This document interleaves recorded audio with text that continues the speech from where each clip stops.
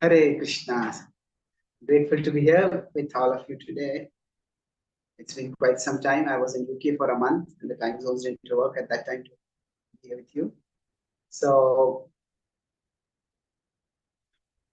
today, on the occasion of Lord Balaram's Appearance Day, I'll talk about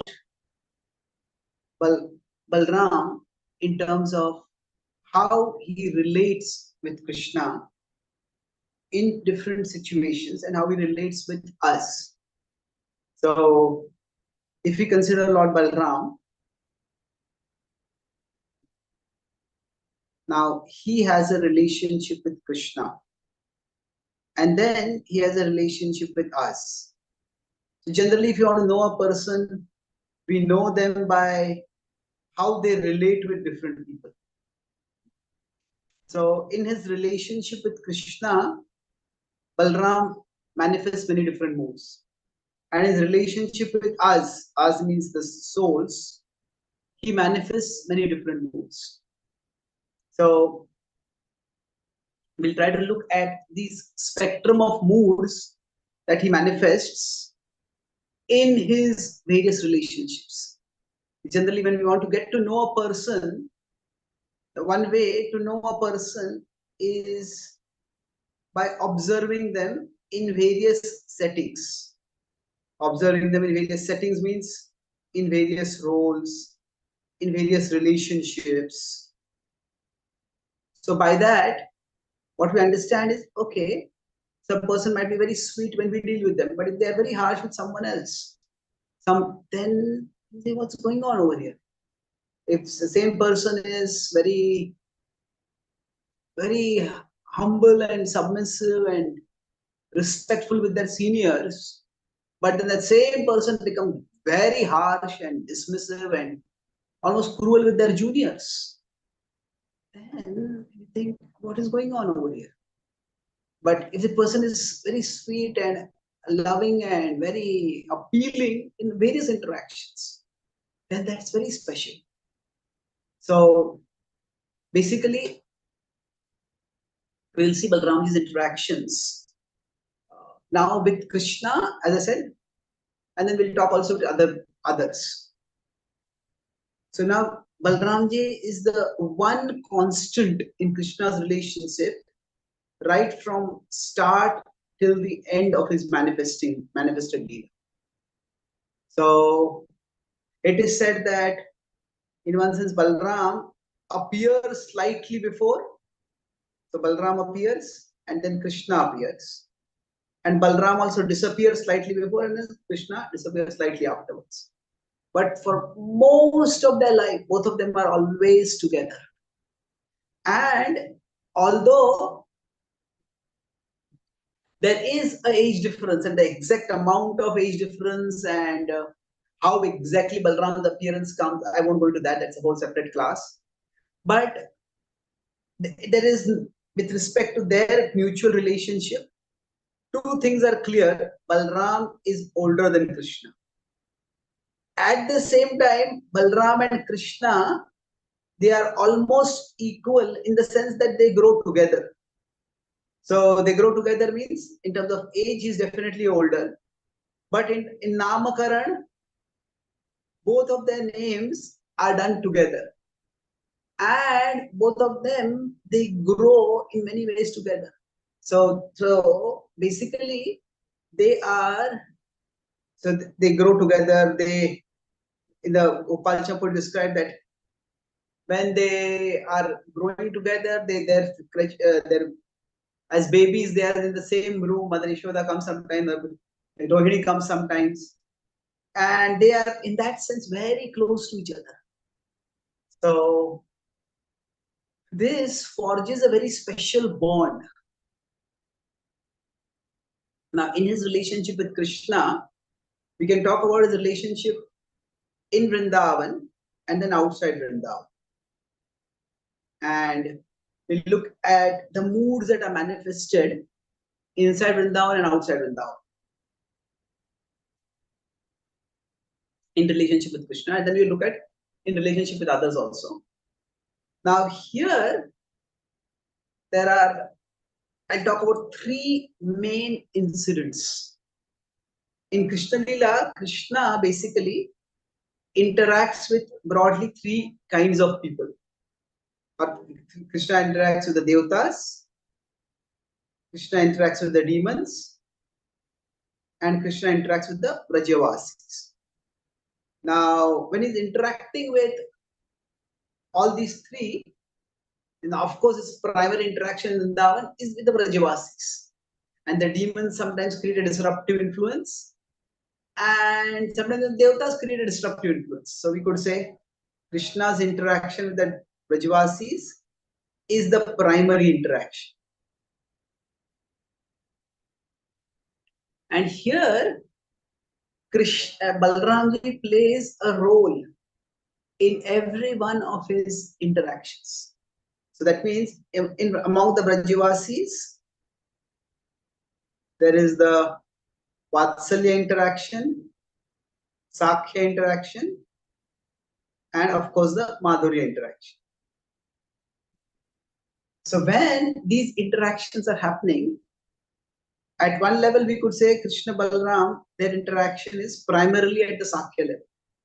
So they play together, they go out to the forest together, and Prayana Kale Varavalla Gauga. The Govinda Damodar Stotra, it is described how Krishna goes out into the forest every morning, and how Krishna and Balaram go together. That is described in many of the pastimes. So the primary relationship in Vrindavan is in Sakyaras. And within that Sakyaras, Krishna is this younger, slightly mischievous brother.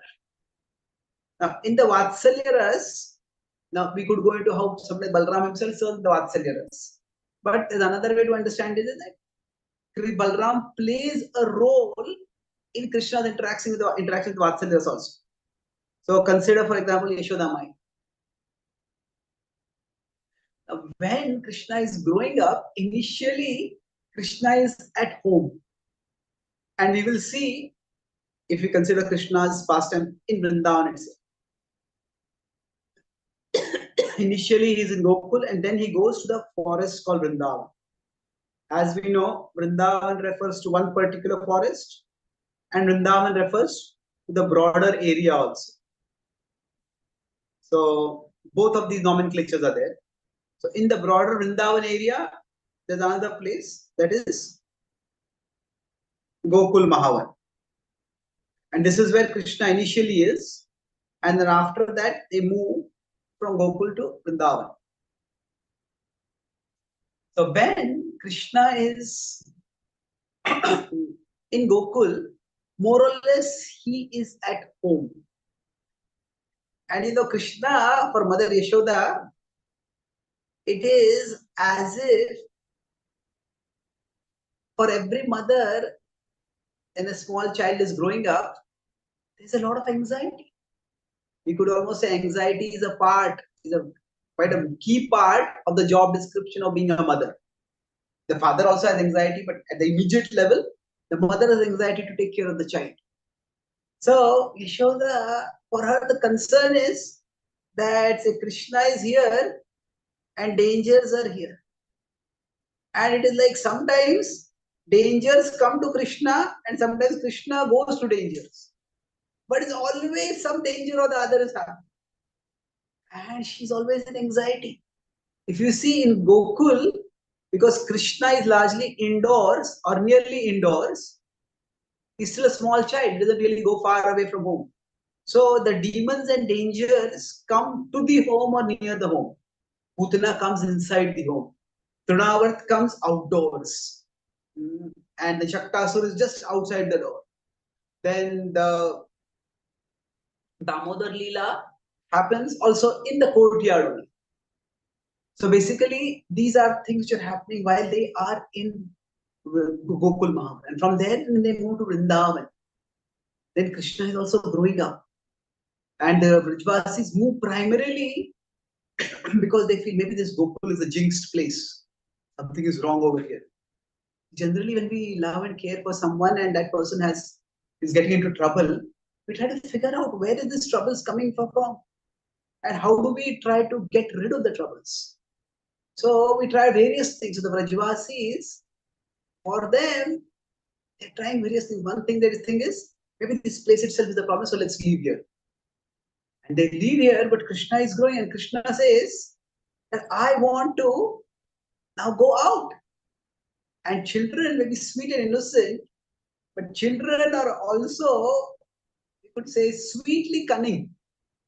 Like a small child, as growing up, the child knows what to ask for a father to get a yes answer, and then let the father deal with the mother who may give a no answer. And what to ask a mother, that the mother will give a yes answer, and then father may give no answer, but the mother will deal with the father. So the child knows that. So Krishna, when he wants to go out, Mother Yashoda has a lot of anxiety. Krishna, she doesn't want Krishna to go. So Krishna asks Nanda Maharaj, I want to go and play. I want to go and take care of the cows, not play. That's our profession. That's our calling. I want to do it. Nanda Maharaj is happy. That's what, as a father, he wants Krishna to learn their vocation, their profession. He's happy that Krishna himself is coming forward and wanting to learn it. He says, yes.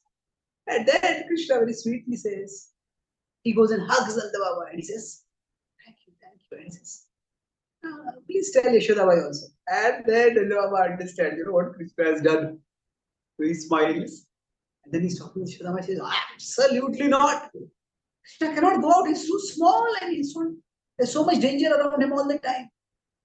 And Krishna says, I want to go. And Nanda Baba, he has his own way of persuading. He says that Balaram will go. Balaram is the elder brother. Balaram is responsible. And Krishna, Krishna always listens to Balaram. Krishna respects Balaram. So reluctantly, Mother Yashoda agrees. So basically, her Vatsalya Bhav, her mood of caring and protecting Krishna, she in one sense entrusts a part of it to Balaram. Balaram takes on that mood. And she tells Krishna, this is your elder brother, you should obey, you should listen to him. And in some commentaries, it is said that the example is given as, just as Lakshman always followed Ram, like that, you should follow Balaram. So, those same brothers are there, and they are reversed now over here. But for Mother Yashoda, Krishna is her child. And Krishna agrees. Now Krishna and Balaram smile. And when Balaram takes his responsibility seriously, Balaram knows Krishna is his own person. And Krishna may not listen to me. But here, Balaram at least externally takes the role of a protector, the mood of a protector. And sometimes when Krishna wants to do some mischief, Balaram initially says, no, you cannot do this. But when Krishna wants to steal butter, he says, you cannot do these things. And then after that, well, Balaram says you can't do these things. But then he goes and does these things also. And then he gets Balaram also to come along. And when Balaram comes along, at that time,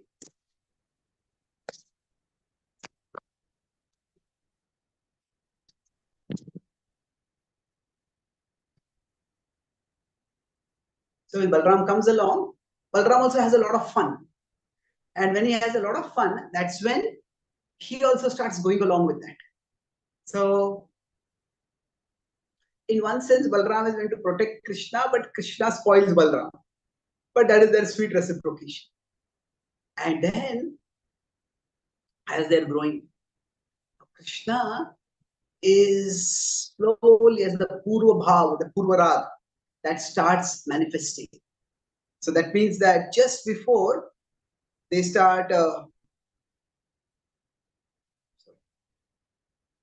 just before the gopi starts feeling an attraction to Krishna in the Madhurya Bhav, just before that starts happening, something else is happening over here, that is,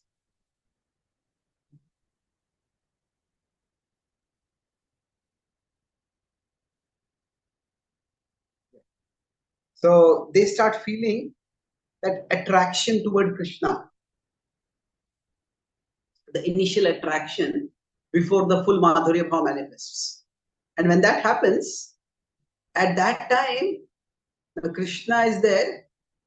On one side, the gopis are there. On the other side, Balaram is there. Now, what do you mean by other side, Balaram is there?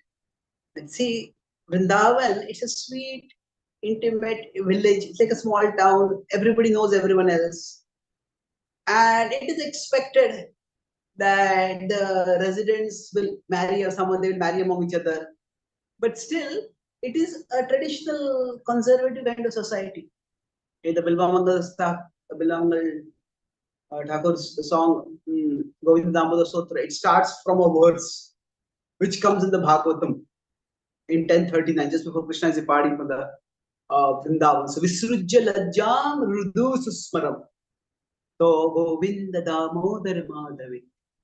So, Visrujya Lajja means they're giving up Lajja. Now, Lajja can mean shame, but Lajja also means modesty. So, the gopis are generally very modest because they cannot show their love for Krishna publicly very openly. And nor can Krishna show his love for the gopis very publicly. So, but when Krishna is about to depart from Vrindavan, the gopis start thinking that what is the point of our modesty if our very life goes away? And therefore, they cast aside their lajja and they race out.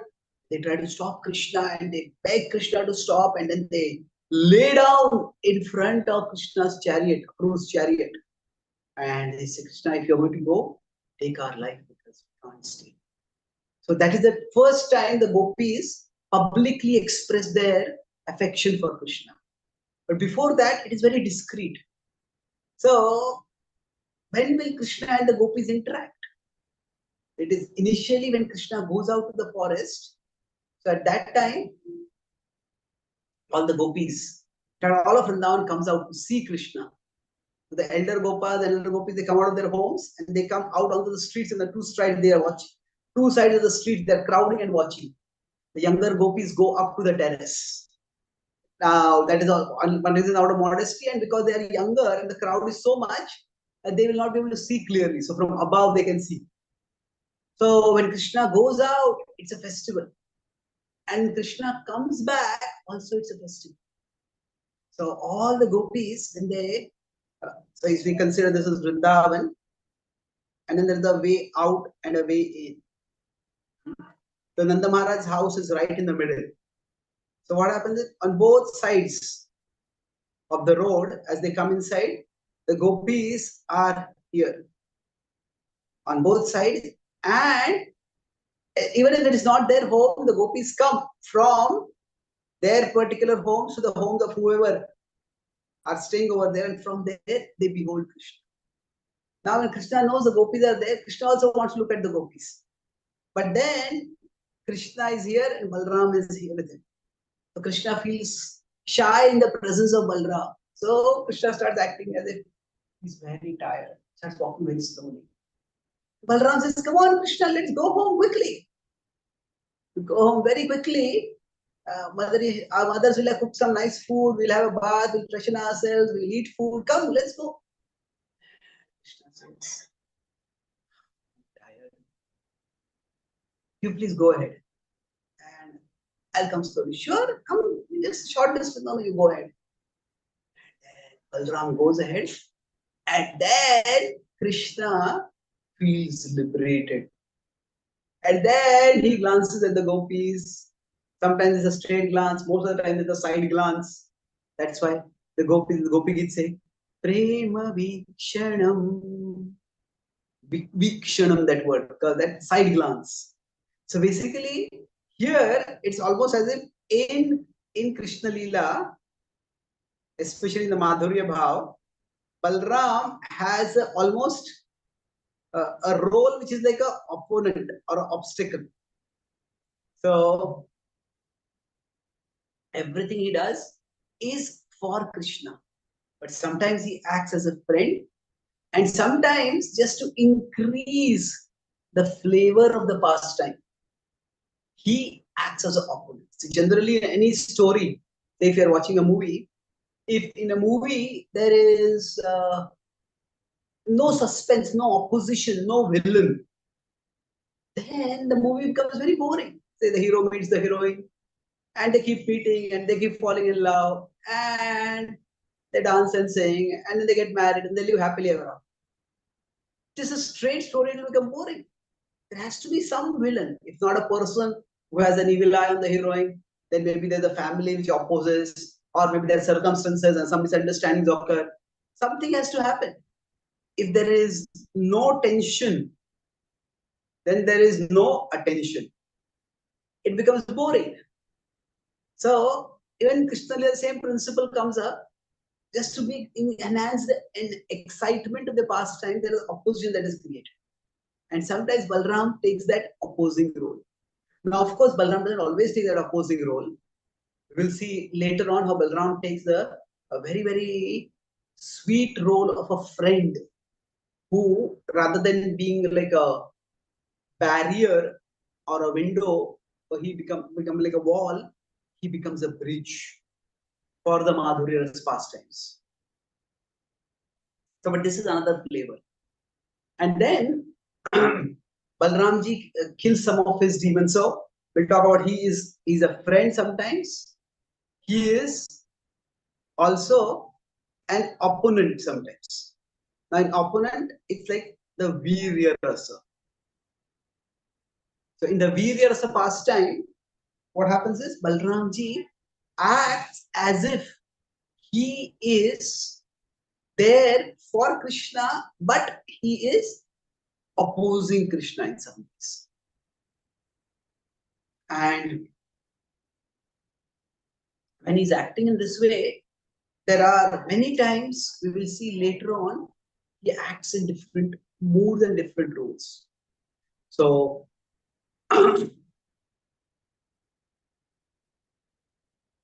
now, if we move forward and Krishna and Balaram leave Vrindavan. So in Vrindavan, sometimes he's been the friend, sometimes he's been the opponent. And he is interceding, he's having a role, not in Sakyaras relationship, but also in the Vatsalya and in the Madhurya also. And from there, when they go to out of Vrindavan, see, in one sense, in Krishna Leela, there is always some disruption. But those disruptions are almost always playful. Whether they come from the demons, majority, or they come from the Devatas, which may happen to Indra or Brahma. In both these cases, the whole mood of Vrindavan is very playful. Bala Kridanakam Iva Bala Kridanakam. That means it's like Krishna is a child and they are playing together. But then, when he goes out of Vrindavan, things become much more serious. So they go first to Mathura, and then later they go to Dwarka. So it becomes much more serious, means Krishna and Balaram, they have to become very responsible. Even Krishna goes and first kills Kamsa, it is still, they're just wrestling and they're having fun. And Krishna beats Kamsa to death. Even then, while Kamsa is considered a dangerous demon, Krishna actually kills him quite effortlessly. Just beats him to death and then drags his body along.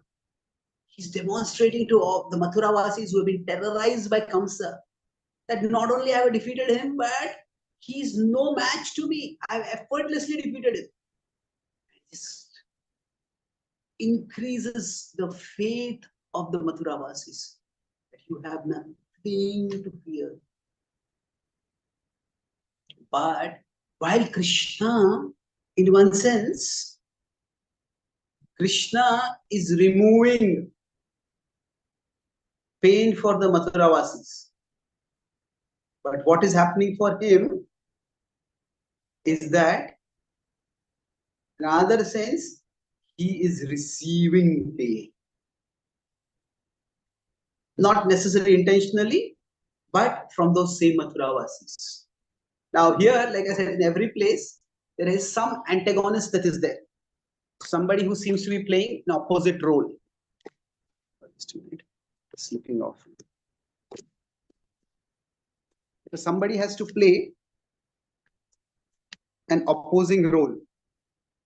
So in this case, it is the Mathura Vasis who are set to play the opposing role.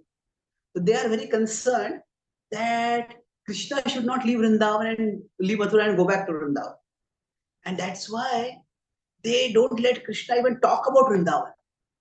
Whenever he starts talking, they become very disapproving. And thus, Krishna, while he's God, he's playing the role of a child. And he's suddenly displaced from the place where he grew up, surrounded by everyone who loved him. And that was his world. And suddenly, not only is he taken out of that world, but he is not even allowed to talk about that world. And he's not taken out. There's nobody practically from that world. If a child has moves from place to place constantly, maybe even if the child has parents and has loving parents, but because of the parents' jobs, the child has to move constantly. And the child has to go to new school and then make new friends. It's not easy.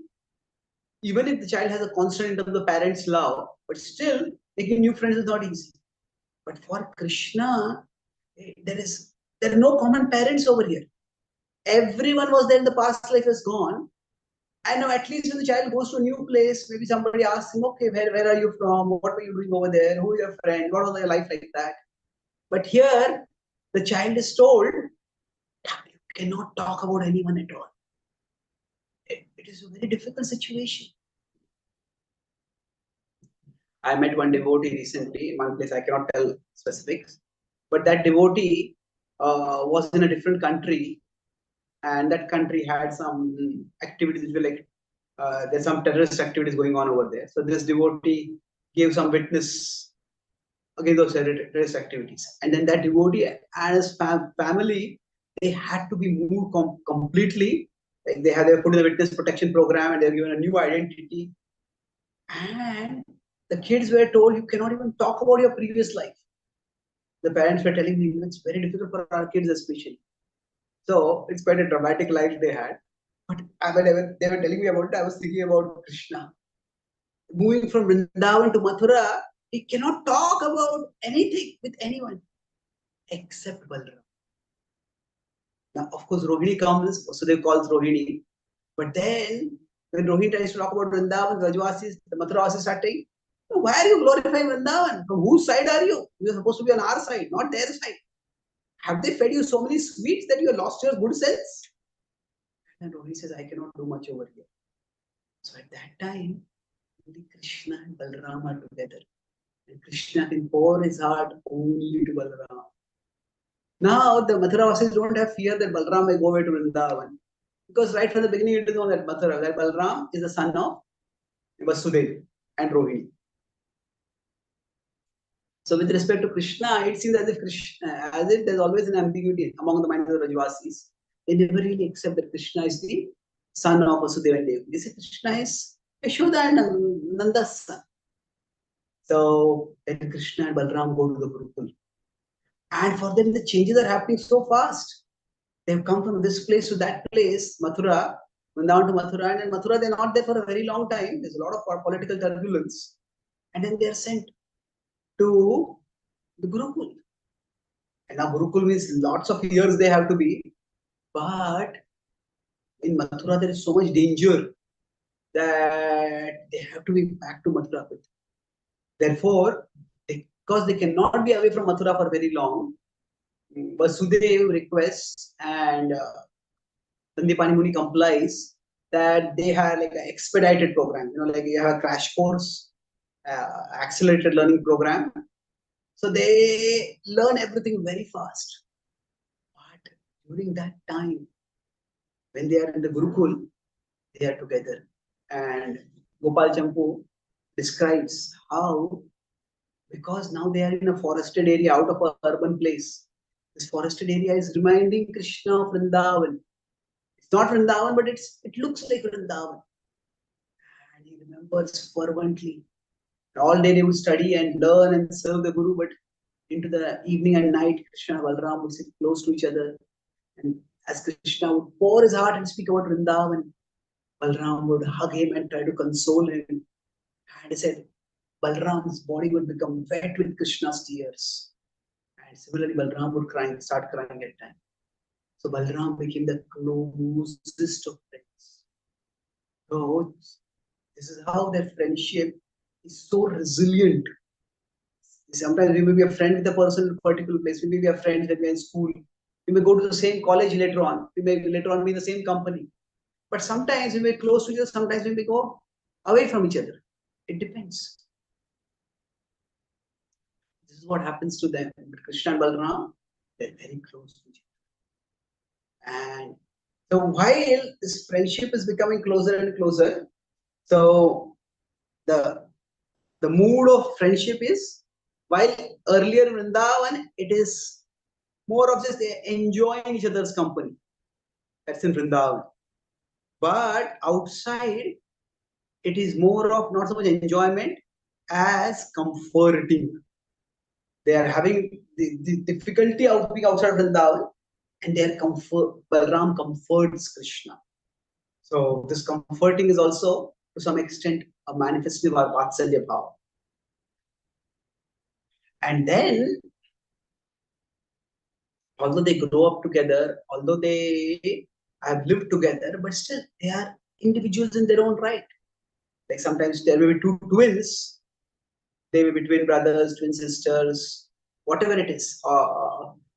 Of course, if it's a different gender, then there are always some differences. But even if they're the same gender, as they grow up, some differences come up. And there are distinctive differences in their personalities also. So Krishna and Balaram, as they grow up, especially in the way they look at the world, the way they approach things in the world, especially in the way they handle their political responsibilities. They have differences, and that's where Balaram sometimes plays the opposing role. Now, when I'm using the word political responsibilities, the word politics has two different connotations. One is a neutral, functional connotation. The other is a negative connotation. Politics means simply the art or the area of state administration. So anywhere the administration is required, the system that is used. So the political system of governance can be democracy, it can be autocracy, it can be divine monarchy. So that it has now negative connotation. It's a functional thing. The negative connotation is people do politics. That means they manipulate, they backbite, they badmouth somebody. So that part is negative. But here, when they have their political responsibilities, they are both heads of state, and they are leaders in the Kshatriya community, and certainly they are leaders in the Yadu Vamsha. They have responsibilities.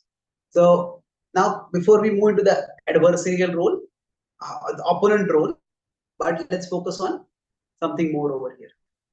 That when Krishna leaves Vrindavan, he has told the Brajavasis that I will come back soon, especially the gopis. He assures that I'll come back soon. In a few days, I'll come back. And when Krishna is making this promise, actually, he has full guarantee. He has full intention of keeping the promise. Actually. But then things go beyond his control. The Yadus say, you are our son. Krishna is not ready to listen to that also. But when they say, we are in great danger. We are in danger from the allies, the friends of Kamsa who will try to come to take revenge. And we are in danger from the enemies of Kamsa, whom Kamsa has plundered earlier. And now they may want to get back to us. They may think we were all with him and they will get back to us. Either way, there is danger. You must be here to protect us. So with a heavy heart, Krishna has to stay. And Krishna is concerned about the Vrajavasis, especially about the gopis. So while Krishna is in Mathura, there he sends Uddhava as a messenger. And with Uddhava, he gives an elaborate message, but essentially the message is, I'll come back soon. But then Krishna feels that I cannot go back till I have killed the demons. Because if there is even one demon remaining, then that demon, if the demon comes to know, the Brajvasis are so close to me, then to get back at me, the demon will attack the Brajvasis. So, see, demons don't have ethics. So they normally, if there's a war between two sides, the warrior should be fighting with each other. The warrior should not involve civilians. The warrior should not involve the families of the warriors. But that's not how demons fight. When Ravan wanted to get back at Ram, he didn't want to face Ram. He abducted Sita. So Krishna was concerned that the demons would get back at him by attacking the Brajvasis. And that's why Krishna wanted to act as if, oh, Vrindavan was just some place I stayed in when my parents were in trouble. But now that I left that place, I have nothing to do with it. Those people have forgotten me and I have forgotten them. He wanted to portray like that to the world so that they would not they would not want to attack Vrindavan to get back at Krishna. So now Krishna from Mathura moves to Dwarka.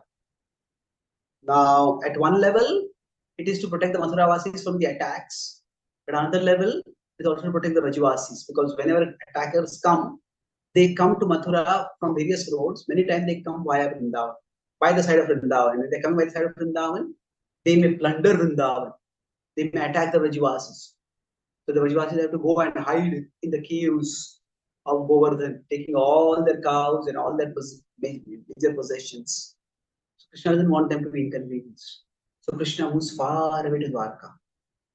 But then Krishna is still concerned. The Brajvasis will be anticipating, when will I come back?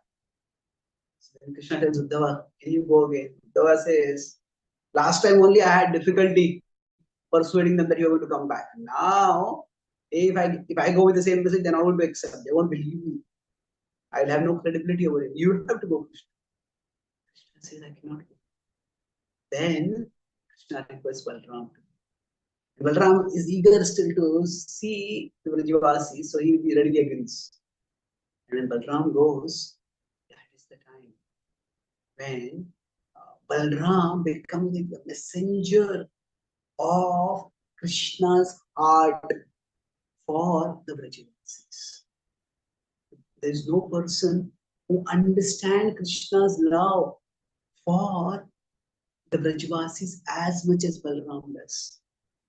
And then when Balaram goes, it is both Balaram as messenger,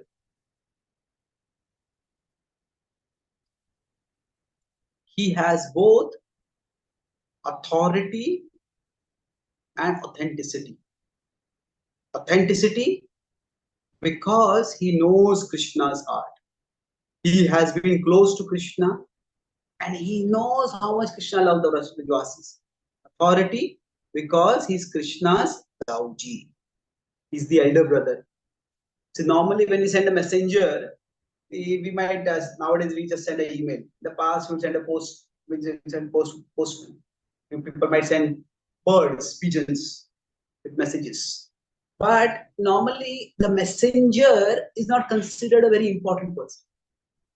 But if you are sending a message itself, say if there's a wedding in our family and you want to invite someone for a wedding, then we might just send a WhatsApp invitation.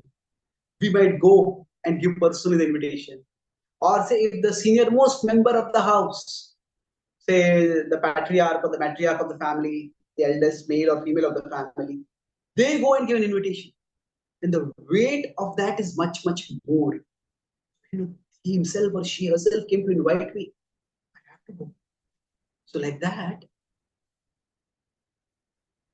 what happens is Krishna's elder brother coming with a message that has a special weight. So Krishna and Balaram, their close bond is manifested in Balaram agrees to carry the message. And now, what is the message that he will give? He assures the Brajvasis about Krishna's love for them. And he expresses his own love for them. And then, it's described that Balaram also performs Ras Leela. So this is from the Gaudiya Vaishnava perspective, what is Balaram doing? Balaram is consoling the gopis by giving them an experience that they have never had. And that is, he gives them the experience. They have had the experience of Gopi Bhav, but he gives them the experience of the Manjari Bhav. What do we mean by the Manjari Bhav over here? This is oversimplification, but the broad principle is right. These are very esoteric subjects. Generally, the Manjaris, they are younger gopis, so they assist the gopis. But when Krishna and gopis, Krishna and Radharani are performing Leela, maybe Ras Leela, whatever they're performing. So at that time, these Manjaris, they observe. And the Manjaris are somewhat pre-puberty. So that particular flavor of Madhurya Bhav is not awakened in them. So the Manjaris love Radharani and the Manjaris love Krishna also. So what happens is, if we are watching a movie, then we get immersed in the movie to the extent we can relate with and identify with the characters. So if we can identify with the hero, if we can identify with the heroine, if we can identify with the hero's friend or the heroine's friend, okay, how is this person thinking? What is this person going to do? What are the challenges this person is having? But the more we can identify, the more we get immersed in the movie. Now, if the villain is just cartoonishly cruel, then we don't identify at all with the villain. We just want the villain to be beaten up and destroyed. But the villain also has a backstory. The villain is a good person who's become bad. Then we can to some extent identify with the villain also. Then it becomes even more interesting. So the point is that the more we can identify with characters in a movie, the more we can enjoy the movie, the more we can get immersed in the movie. So the Manjaris, when they are seeing the Radha Krishna pastimes, then they can identify with Krishna because they love Krishna. They can identify with Radharani because they love Radharani also. And because the Madhurya Bhav is not yet awakened, so once that is awakened, then they will identify more with Radharani because then they have that particular phase of their life has begun. But till before that, they can identify with either. So they get the maximum absorption.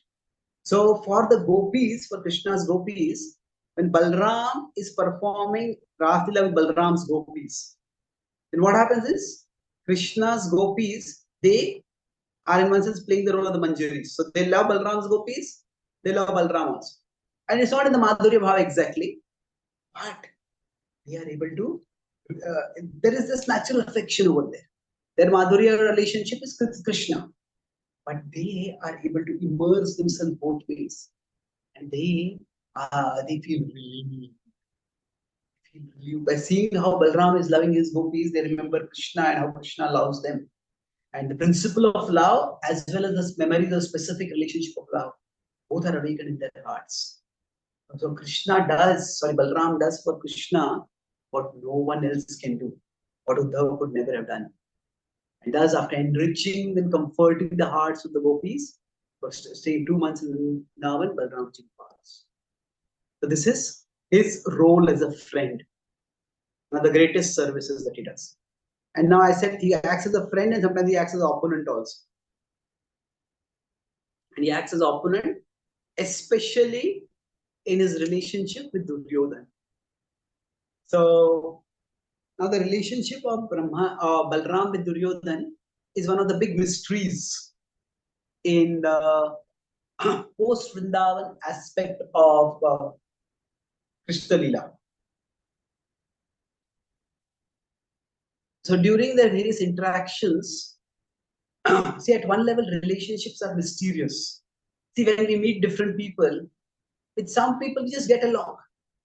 Like some people we meet and we spend a lot of time and they're polite, they're cordial, we may do services together. But we never feel very, very close to each other. And some people we just meet once and just there's a natural attraction. So that way, there is Krishna's natural attraction happens with Arjuna. And Balram's natural attraction happens with Duryodhana. Now, at one level, we know Arjuna is virtuous, Duryodhana is vicious. So why would Balram form a bond with Duryodhana? Actually speaking, there are multiple levels of understanding this. But one key level is, as I said, that he acts as an opponent to Krishna. And the Virya Ras manifests over there. So in the Virya Ras, he plays a special role. So he opposes Krishna, and by that opposition to Krishna, he creates excitement in Krishna's pastimes. And by that opposition to Krishna, he also gives Krishna an opportunity to show his love for Arjuna, to show his love for the Pandavas, to show his eagerness to defend the Pandavas. Thus, when Balaram, it's twice. Balaram at one time, he wants to attack Arjuna. At another time, he wants to attack Bhima. So in both these cases, it is Krishna who stops it. So Balaram wanting to attack Arjuna, that is at the time of Subhadra's wedding and before that her abduction. So we really cannot call it the abduction, although that word can be used, kidnapping or abduction. Because generally the word kidnapping or abduction is against the will of the person. So in this case, it's secretly. Actually, the more appropriate thing is that Arjuna and Subhadra, they together run away. And that's what Krishna explains. Balaram says he has disgraced our family. He has insulted our family and he has forcibly taken Subhadra away. Krishna says, no, did you see the chariot? Arjuna was fighting to defend, to protect himself, and Subhadra was taking the chariot, just driving the chariot. So Balaram reluctantly agrees. Okay, let things be. And then in the final, toward the end of the Kurukshetra war, when Balaram feels that Bhima has defeated Duryodhana by unfair means, Balaram comes with his mace to attack Bhima. And Bhima just shrinks back. Bhima knows that I am no match to Balaram. Although he's the greatest base fighter, he knows I am no match to Balaram. And he doesn't even want to fight Balaram. So at that time, Krishna comes in between. So Balaram's opposition gives Krishna an opportunity to demonstrate his love for his devotees. So that is the Virya Ras of Balaram. And now, of course, I said I'll discuss one last point, and then we will stop. That I talk about Krishna, the complexity of Krishna's relationship with Balaramji. But then what about Balaram's relationship with Krishna? What about Balaram's relationship with the souls? So that is where there is the role of Balaram as the Guru. So now it is said about the Vaishnavas that they are Kusuma the Pikopalam and Vajra the Pikotoram. Sometimes they are softer than a lotus and sometimes they are harder than a thunderbolt. So Balaram is super soft with Duryodhana. And Balaram is super hard with Romaharshan. Duryodhana does so many serious wrong things. Balaram is very sweet and kind to him. And Romaharshan does a small wrong thing and Balaram becomes very, very angry with him. So what is going on over here? This is Balaramji is to some extent manifesting the Avdhuta Bhav. Avdhut is one who is beyond the rules and regulations. He just acts in his own transcendental way. So Nityananda Prabhu was something similar. Nityananda Prabhu would beg those who are unqualified, Jagai and Madhai. Nityananda Prabhu actually went and asked them. So if you see Nityananda Prabhu, he begged for the favor of Jagai and Madhai. He was very, very soft with them. And that Nityananda Prabhu was hard with Shivananda Sen. A small mistake on his part, there's a delay in getting food, delay in arranging the logistics during the travel from Bengal to Puri. And Nityananda got so angry. He said, he kicked Shivananda and he gave him some strong negative words he spoke, and he said, he almost cursed him. So, this is the point over here is that Balramji is demonstrating in his mood that we cannot really reduce the Guru's behavior to any small simplistic framework. Yes, we do try to understand as much as we can. Prabhupada, he loved all his disciples. At the same time, he chose to spend more time with some disciples, and whoever approached him, he tried to respond to them, but it was just, after some time, this became impossible. So Prabhupada reciprocated. But in his reciprocation was not always proportional. That he was reciprocal. Reciprocal means I do something for you and you reciprocate. You do something for me and I reciprocate. But reciprocal, but not exactly proportional. So proportional means I had done this much for you, therefore you do this much for me. Somebody has done this much, then they will get this much reward. It's not like that. Krishna is not, neither the Krishna nor Guru are a product of mathematics. They are not controlled by mathematics. So now why he dealt with Maharshi in a particular way and Balaram in a particular way, that is a whole different subject. But the point I'm making over here is the reciprocity is not mathematical. So Maharshi did make a mistake, and Duryodhan, he had his vices, but still the Balaramji was actually merciful. So, but I'll conclude with one last point over here, that especially with respect to Balaram's relationship with Duryodhan. Although Balaram was there to support Duryodhan till the end, but the point was that there is the soul, there is the Guru, and there is Krishna. So basically, the Guru is meant to link the soul with Krishna. But if the soul, so this is the ideal situation. This is what is recommended. But if the soul wants to link only with Guru, but not with Krishna, there is no link. In fact, there is the opposite of a link. Then, although the Guru is merciful, and the Guru can be immensely merciful, it is not going to work. We don't want, see this, if a person only links with the Guru and no link with Krishna at all, then at best, it becomes a personality cult. There might be a lot of Guru Bhakti, but it just becomes centered on the Guru. And if the Guru is a good person, then it will be a personality cult. Otherwise, it can be like a destructive cult.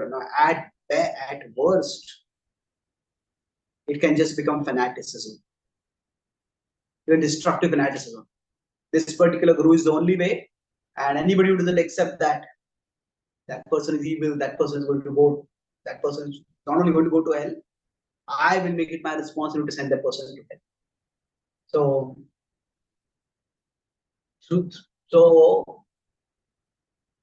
Duryodhan was affectionate to Duryodhan, and Balaramji had a close relationship.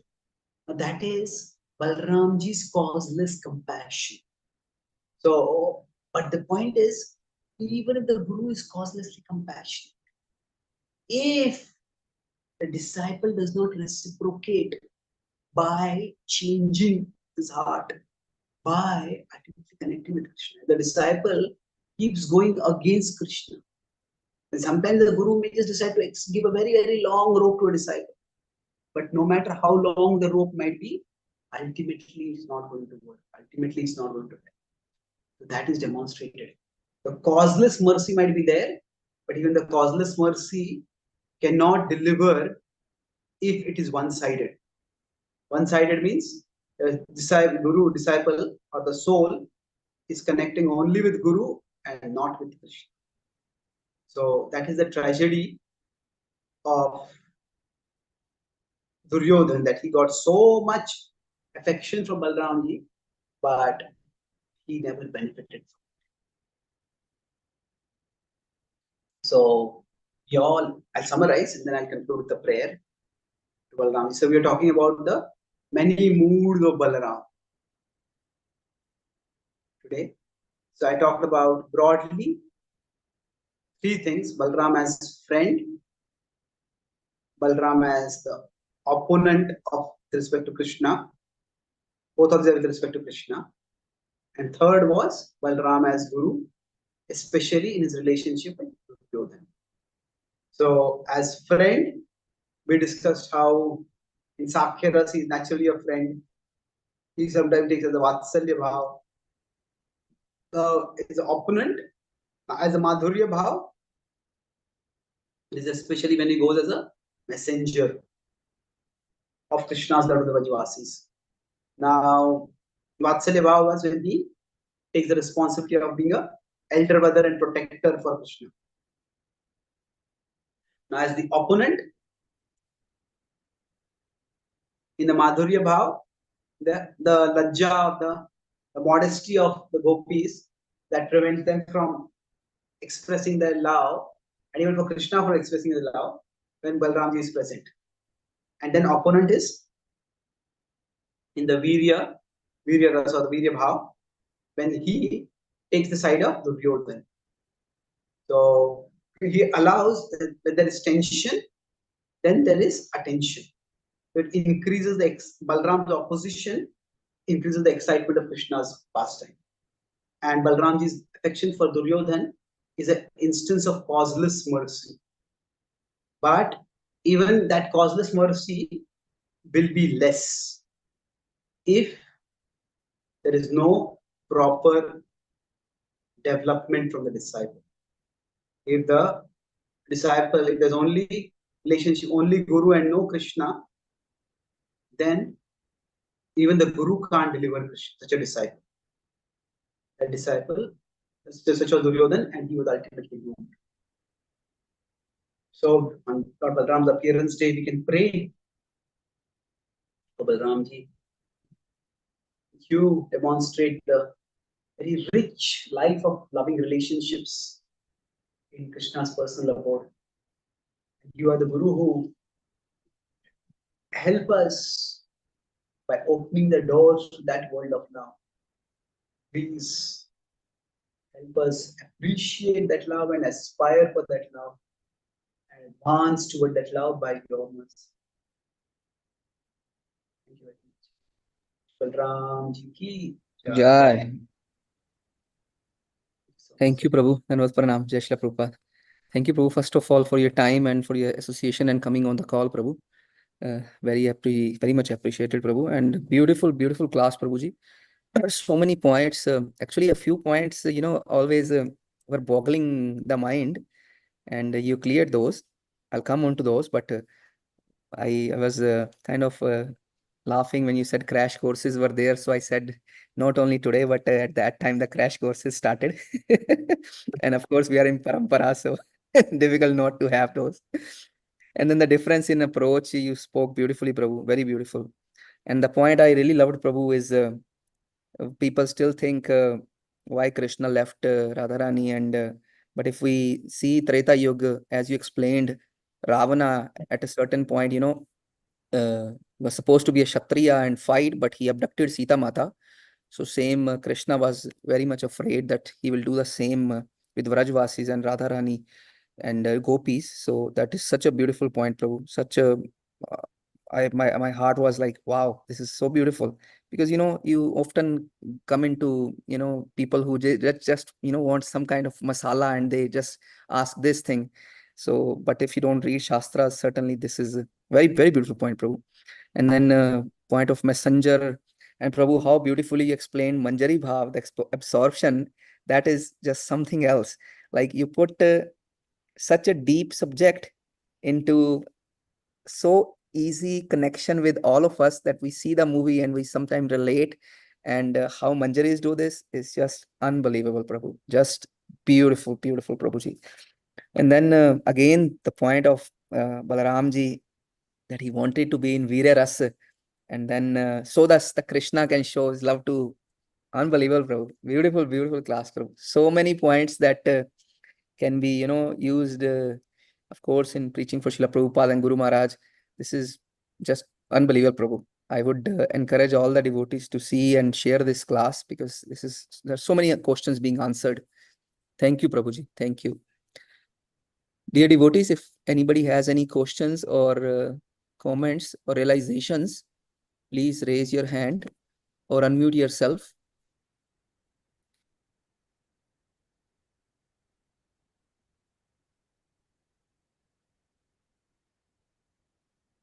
I think I spoke enough, Prabhu. Hare Krishna, Prabhu. Hare Hare Krishna. Ishwar Prabhu, Hare Krishna, Dhanava Pranam. Jai Shri Prabhupada. Yes, I have a doubt, Prabhu. My doubt is that Balram is an expansion of Krishna, So thank you very and much. yes, Prabhu. There are potencies of Krishna called Samvit, Sandini, and Hladini Shaktis. When it is appearing in the Chit level, the spiritual world has been revealed by Balram. But when this Samvit, Sandini, and Hladini acting on Jiva, the material consciousness is being elevated, and that too being done by Balram only. The same way we can see how it's acting upon Prabhu. The Jiva will be remaining only Tatashta every time, or it can access spiritual world. Hare Krishna, Prabhu. So is this a comment or a question? It's a question, Prabhu. The Jiva will remain in marginal only, or because I read Bhakti Vinod Thakur's one song. Okay, I got the question. See, now there are two different things over here. There is the tattva and there is the rasa or the bhava. Now, in terms of tattva, the jiva is always going to be marginal energy. That is just the nature of the jiva. But in terms of the disposition, so we have the position and we have the disposition. So in terms of position, the jiva is the marginal potency. That's what the jiva will always remain. But in terms of disposition, yadgatva nanivartante tadhama paramam. That once we have experienced the taste of love for Krishna, especially after we have experienced the deceptive tastes of this world, then there will be no inclination to turn toward these states. Okay. So Prabhupada writes in the 271 purport, 270 Nakama Kami. He says that the desires might come, but there is no inclination to fulfill the desires. So, so similarly, the free will always be there. Krishna never takes away the free will, and the free will to turn toward Krishna, turn away from Krishna, that is a characteristic of the marginal potency. But the inclination, the tendency to turn away from that, turn away from Krishna, will no longer be there. So, Yes, thank you Prabhu. very much. Prabhu. Yes, thank you, Prabhu. Then Balram is comprising this Guru Tattva. Then if we surrender fully to Balramji, the Guru which connects to Krishna, you have told that ideal Guru connects the soul to Krishna. So that means if we utilize our free will by only following the instructions of the Guru, then we will reach spiritual world, Prabhu. We should not use our free will as per our own wishes. We should surrender our free will completely to Guru. It's like that that. was not my point. My point is that our bond with the Guru should increase our attraction to Krishna. Our bond should not just stay to the Guru and not go toward Krishna. That should not be happening. So now we will always have our free will. And Krishna has not given us free will so that we give it up. Krishna has given us free will so that we use it properly. So the Guru is not meant to take away Surrender to the Guru is not meant to take away our individuality. In the spiritual world, the gopis, it's not that every day Krishna sends a menu today. This is what you should cook for me. The gopis know what Krishna likes. The gopi know what they can cook, and they cook for Krishna's pleasure using their individuality. So sometimes Krishna may tell specific, this is what I want to today, but Krishna doesn't micro-control the gopis. So we have to, it's very, very clear, we have to use our free will. Prabhupada told Rochan Prabhu, find out what you like to do and do it for Krishna. Prabhupada wanted us to be independently thoughtful. So not independent, but independently thoughtful. That means actually the Guru is not going to be there all the time. And over-dependence, even on the Guru, in a practical sense, is going to be very problematic. What we need to learn from the Guru is that the inspiration to serve Krishna, that my free will is for serving Krishna. Now, how exactly to serve Krishna? So that is something which we have to use our buddhi, we have to use our inspiration. And then we have to find out how bad. We have to look at our own interests. Krishna has given us particular gifts. And we have to see what gifts we have. And we have to use them in Krishna's service. So it's not that we have to give up our free will. Rather, so there are two different things. In one sense, what we do and for whom we do. So free will should be that we use it for serving Krishna. But exactly how we serve Krishna, that the Guru is not going to control that. Prabhupada's Guru told him that go to the West and preach. And Prabhupada did that. In the 1970s, Prabhupada told his disciples, my spiritual master told me to preach. In the West, I have done that. Now my desire is to preach in India. You help me just as I help my spiritual master. So now was Prabhupada's desire independent of his, defiant of his spiritual master? No. Prabhupada saw that if there is to be a global mission across the world, then it is important that there be a foundation in India. Prabhupada used his buddhi, Prabhupada used his inspiration, Prabhupada used his interests. So we all need to do that. We cannot keep our spiritual life on hold till the Guru gives us some instruction, till the Guru directs our free will. No, we have to decide. It's not that, okay, which book should I read tomorrow? No, we can't ask the Guru all these things. So free will, we want to avoid the misuse of the free will. But using the free will properly is not just like one narrow path. It is one broad direction. You want to go toward Krishna. How exactly to go toward Krishna? That, as I said, depends on our interests, our inspiration, and our intelligence. That is the meaning of being independently thoughtful. Yes, Prabhu. Thank you so much, Prabhu. Thank you. Hare Thank you. Krishna.